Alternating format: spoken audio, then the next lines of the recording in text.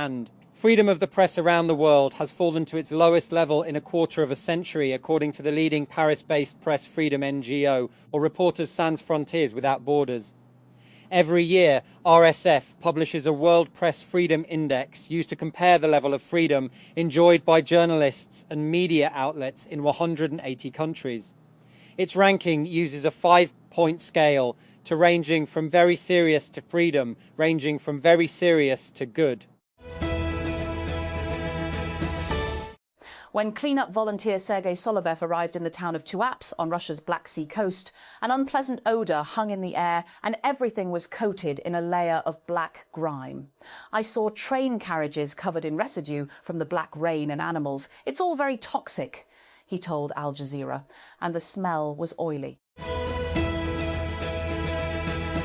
Gaza City, Gaza Strip. On a mattress placed on the floor of a half-destroyed apartment, Duha Abu Youssef sits holding her newborn baby with great difficulty after an emergency caesarean section was performed following her arrival at a hospital the night before. Abu Youssef, 24, who had entered her 9th month of pregnancy just a few days earlier, had hoped for a natural birth for her first child and to complete her final month of pregnancy. Beirut, Lebanon, on April 8th, Ahmed Hamdi, 22, was sitting on his couch at home in Beirut's Talit El Kayat neighbourhood, hours after Israel had launched more than 100 attacks in under 10 minutes across Lebanon. Then he heard the indescribable sound of a rocket. Ahmed jumped off the couch as the glass in his building shattered around him before more rockets hit. The Federal Board of Intermediate and Secondary Education has announced a new schedule for secondary school certificate, SSC exams at overseas centres, resuming examinations that were earlier postponed. The board said SSC Part-I annual examinations 2026 will now commence from May 5 in the United Arab Emirates, Kuwait and Bahrain.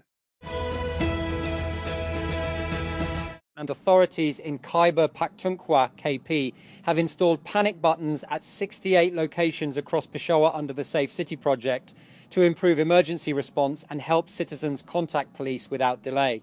And, according to an official statement, the panic buttons are directly linked to the Safe City headquarters and come equipped with both audio and video communication features. And this will allow citizens to report emergencies on the spot while enabling authorities to assess the situation in real time. And Edifier has introduced the Edifier Lolly 5 ANC in China as its new flagship true wireless earbuds. The model will be available for about $78, though there is no word on an international launch yet. All education boards across Punjab, including the Board of Intermediate and Secondary Education Lahore, have announced the registration schedule for the 9th grade annual examinations for 2027. According to the official notification, the deadline for regular students enrolled in educational institutions to complete their registration is June 8.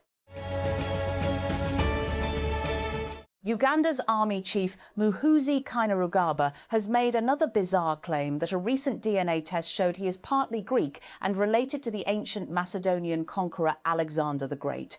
Posting on X, the general said genetic testing revealed he is 14% Greek, which confirmed his belief that he shared ancestry with the famed Macedonian ruler. Islamabad. Counsel for former Prime Minister Imran Khan on Thursday urged the Islamabad High Court, IHC, to consider his client's release on humanitarian and compassionate grounds, citing prolonged solitary confinement and an eye infection. Defense counsel Salman Safdar's request came as the IHC took up file by Imran and his spouse, Bushra Bibi, against their conviction in the $190 million corruption reference. At first glance, the drama serial Pehel appears to be a story about a disempowered woman, domestic emotional abuse and a struggling mother. But look closer. This isn't just entertainment. It is a chilling, Clinical case study of intergenerational trauma masquerading as a Pakistani drama. We have been taught to consume such stories as masala, something to cry over and then forget once the next episode airs. But what if I told you that millions of viewers are not just watching the protagonists Jami, Emad Irfani, and Zeba, Sanam Saeed. They are watching their own fathers, their own mothers, and echoes of their childhood selves. Kafil is not a drama. It is a mirror of the dysfunctional family system hiding in plain sight across our homes. Islamabad.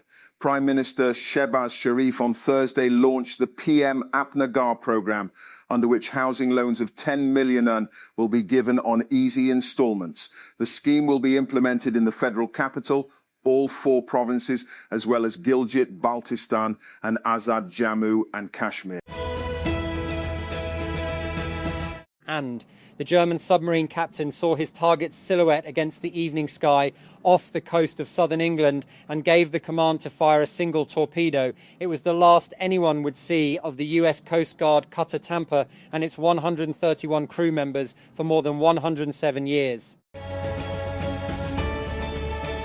And Jabari Smith Jr. scored 22 points and Tari Eason added 18 as the Houston Rockets fought off elimination for a second consecutive game and crawled back into their first round and Western Conference playoff series with a 99-93 road victory over the Los Angeles Lakers in Game 5 on Wednesday. And Alperen Sengun scored 14 points with 9 rebounds and 8 assists, while Amen Thompson added 15 points for the Rockets, who now trail 3-2 in the best-of-7 series after falling into a 3-0 hole. And no NBA team has rallied back from a 3-0 deficit to win a playoff series. Real Zaragoza goalkeeper Esteban Andrada has been banned for 13 matches by the Spanish Football Federation, RFEF, after he punched an opposition player following a sending-off last week. Andrada was shown a yellow card during Zaragoza's 1-0 defeat to Huesca in the La Liga 2 derby match and received a second booking in the 99th minute. But instead of leaving the pitch, he ran to punch Huesca captain Jorge Pulido in the face, provoking a brawl. And Myanmar President Min Aung Hlaing has cut all prisoners' sentences by 1/6, a blanket measure that grants deposed leader Aung San Suu Kyi's sentence a further reduction, according to a member of her legal team. Thursday's judgment comes to mark a public holiday, according to a statement published by the presidential office. Amnesties typically happen as Myanmar marks Independence Day in January and its New Year in April. Islamabad, Pakistan. Pakistan has opened 6 overland transit routes for goods destined for Iran, formalising a road corridor through its territory as thousands of containers remain stranded at Karachi port because of the United States blockade of Iranian ports and ships trying to pass through the Strait of Hormuz. The Ministry of Commerce issued the transit of goods through territory of Pakistan Order 2026 on April 25, bringing it into immediate effect. The order allows goods originating from third countries to be transported through Pakistan and delivered to Iran by road. Nepal's national carrier came under heavy fire online after sharing a flight network map that appeared to show Kashmir as part of Pakistan. The map sparked outrage among Indians and forcing the airline to delete the post.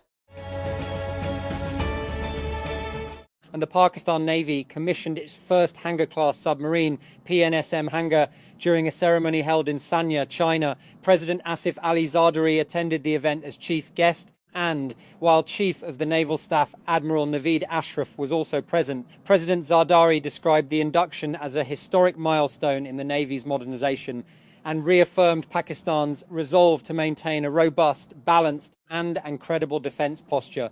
He said the country is fully capable of defending its sovereignty, protecting maritime interests and ensuring the security of its economic lifelines. And the federal cabinet has approved Pakistan's first ever national vaccine policy, marking a major step toward local vaccine production and strengthening the country's healthcare system. The decision was taken during a cabinet meeting chaired by Prime Minister Shehbaz Sharif in Islamabad. Motorola has introduced the Moto G37 as the most affordable model in its latest Moto G lineup. The device launched alongside the Moto G80 phone and with a high refresh rate screen, a large battery and added durability features. The Motorola Moto G37 features a 6.67-inch LCD with full HD plus resolution and a 120 Hz refresh rate.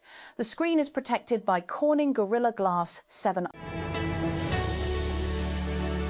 The Punjab government has announced a public holiday on May 1 on the occasion of Labour Day, declaring a province-wide holiday through an official notification.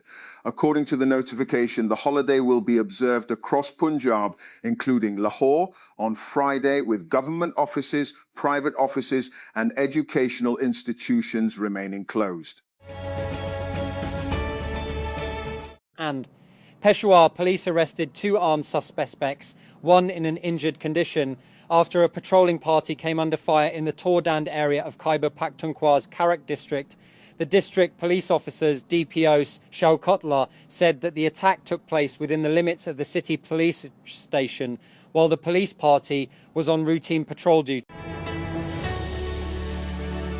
And actor Zara Noor Abbas believes getting out and doing something physically is one of the keys to better mental health. The star posted a video on Instagram from the gym on Wednesday with a caption asking viewers whether they would choose familiarity or evolution. And Islamabad. The Pakistan Medical and Dental Council, PMDC, announced on Thursday that admissions for the 2025-2026 academic session have been closed, and students admitted after April 15 will not be registered. A notification issued by the council said all recognised medical and dental colleges have been directed not to grant admissions after the closing date. And 2 months since the US and Israel launched a joint surprise attack on Iran, negotiations appear deadlocked as competing blockades of the Strait of Hormuz continue to disrupt global energy supplies, and the future of Iran's nuclear program remains unresolved. In a sign of the continuing standoff, and White House spokesperson Anna Kelly on Tuesday said the US was still engaging with Iran on negotiations but would not be rushed into making a bad deal.